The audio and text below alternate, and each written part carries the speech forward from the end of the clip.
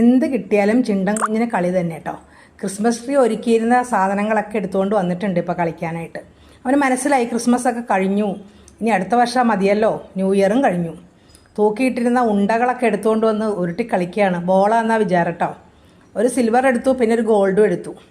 അത് ചെടിയുടെ അവനെത്തും, ചെടിച്ചട്ടിയിലേക്ക് കയറി കഴിഞ്ഞിട്ടുണ്ടെങ്കിൽ അതിൽ നിന്ന് എടുക്കാനായിട്ട് അവന് പറ്റും. കുറേയൊക്കെ നോക്കി, മുകളിലത്തെ ഒന്നും കിട്ടിയില്ല, അപ്പോൾ താഴത്തെ കിട്ടി. സന്തോഷമായി, അതും കൊണ്ടൊന്ന് കളിക്കുകയാണ് കേട്ടോ. വല്ലഭന് പുല്ലും ആയുധം എന്ന് പറഞ്ഞ പോലെ അവൻ എന്ത് കിട്ടിയാലും അത് വെച്ച് കളിക്കും. ഇല, കടലാസ്, ഇതുപോലത്തെ കാര്യങ്ങൾ എന്ത് കിട്ടിയാലും അവന് സന്തോഷം കേട്ടോ. കാരണം അവന് വേറൊന്നും ചിന്തിക്കാനില്ലല്ലോ. ഭക്ഷണം കഴിക്കുക, കളിക്കുക, ഉറങ്ങുക. എന്ത് നല്ല സുഖമുള്ള ജീവിതമല്ലേ, പാവം.